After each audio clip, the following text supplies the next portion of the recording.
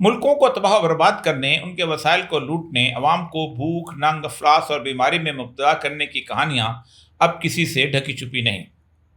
وہ ملک جنہوں نے ان غارت گروں سے نجات حاصل کی، ایسے ملکوں کی روز افزوں ترقی بھی آج سب کے سامنے ہے اور سازشوں کے چہرے بھی بے نقاب ہو چکے ہیں۔ مدتوں ایک پورا بر اعظم جنوبی امریکہ ان غارت گروں کے ہاتھوں لہو لہان رہا، معاشی طور پر بدحال اور معاشرتی طور پر پسماندہ۔ لیکن پھر اس کے ممالک نے امریکہ اور اس کی ملٹی نیشنل کمپنیوں کے سرمایہ کا کلاوہ گردن سے اتار پھینکا، اور آج اس کے سارے ملک ترقی کی اعلیٰ منازل کو چھو رہے ہیں۔ کہا جاتا ہے کہ چند سالوں بعد خود امریکہ کی معیشت بھی ان کے سامنے دبی دبی محسوس ہوگی۔ ملک تباہ کیسے کیے جاتے ہیں، انہیں غربت و افلاس کیسے تحفے میں دی جاتی ہے، ان پر خوف و دہشت کے سائے کیسے مسلط کیے جاتے ہیں، اپنوں میں سے کون غداری کرتا ہے اور باہر سے ڈوریاں ہلانے والے کون ہوتے ہیں۔ آئیے صرف ایک ملک کی کہانی پر غور کریں اور سوچیں ہمیں کس نے لوٹا، کیسے لوٹا اور کون کون شریک جرم تھا۔ طریقہ واردات ایک جیسا ہے، علاقے مختلف۔ ملک ہے بولیویا، جنوبی امریکہ کا معدنی وسائل اور پانی کی نعمتوں سے مالا مال، پوری دنیا میں مزاحمت کی علامت، چے گویرا کا دیس۔ یوں تو یہ 1 کروڑ کی آبادی کا ملک ہے، لیکن تیل، گیس اور سب سے بڑھ کر ٹن کی دولت سے مالا مال ہے۔ ٹن کی اس دھات کو معدنیات کا سونا کہا جاتا ہے۔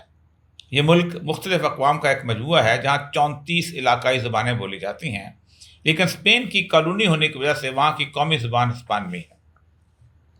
1533 عیسوی میں اسپین کی غلامی میں آنے کے بعد سے لے کر 250 سال تک یہ خاموش رہا، اور پھر 1809 عیسوی میں اس ملک کے لوگوں نے آزادی کی جنگیں لڑنا شروع کی اور یوں 1825 میں آزادی حاصل کر لی۔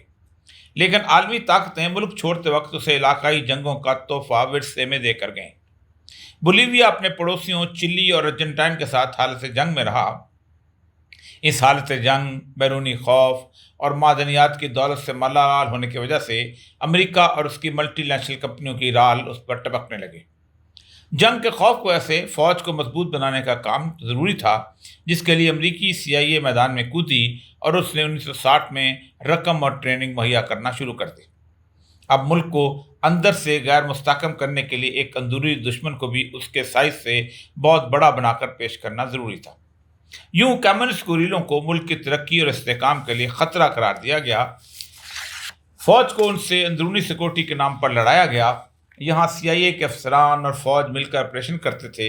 یوں CIA کے آفیسر فلیکس روڈریگز نے چے گویرا کو ٹانگ میں گولی مار کر پکڑا، چند گھنٹے بدترین تشدد کیا اور پھر بولیویا کی فوج کے فائرنگ اسکواڈ کے سامنے کھڑا کر کے گولیوں سے بھون دیا گیا۔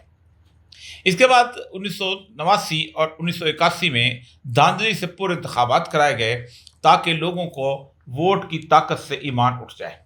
لیکن ان انتخابات کے دوران سیاستدانوں کی ایک ایسی نسل تیار ہو گئی جو امریکی اشاروں پر ناچے، بے ایمان ہو اور جس کے مفادات ملک سے باہر ہوں۔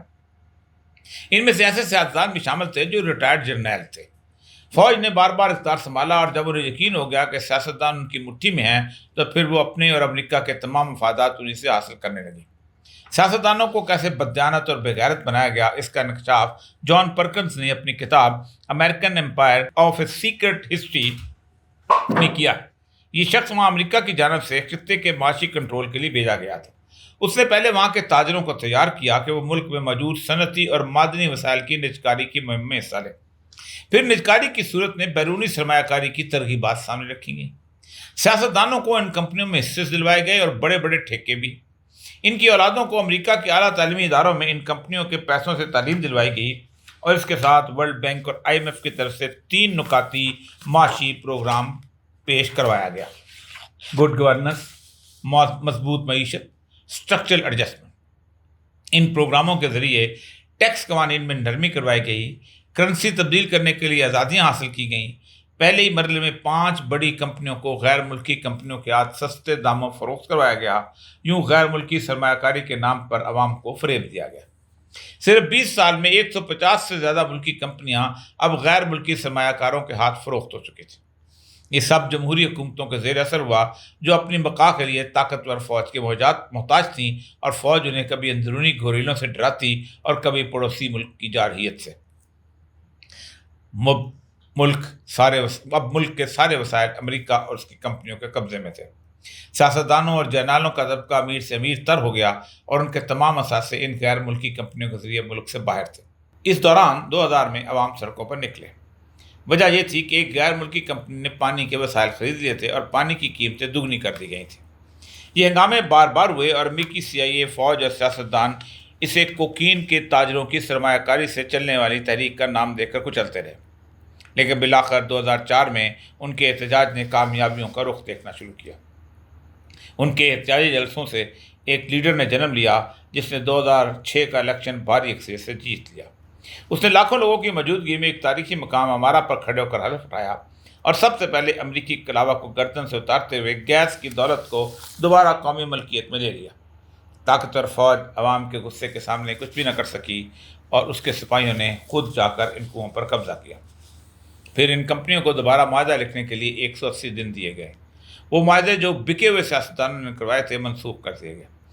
اب ان کمپنیوں نے بولیویا کے مفاد میں معاہدے کیے۔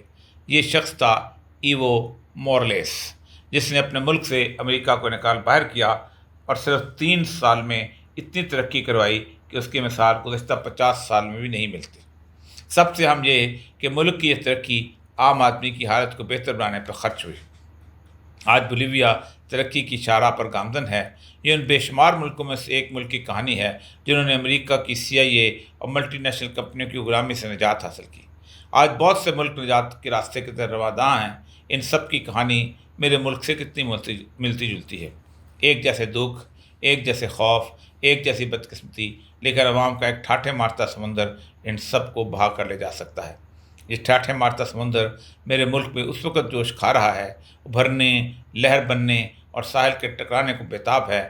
جس دن یہ ٹکرانے کے لیے نکل کھڑا ہوا پھر کوئی سلامت نہ رہے گا، نہ امریکی ایجنٹ، نہ CIA کے لوگ، نہ ان کے خریدے ہوئے سیاستدان اور نہ ہی ان پر تکیہ کیے ہوئے سپاہی۔ سیاسی مفادات نہ اسٹیبلشمنٹ کی دھونس، جمہوریت نہ آمریت،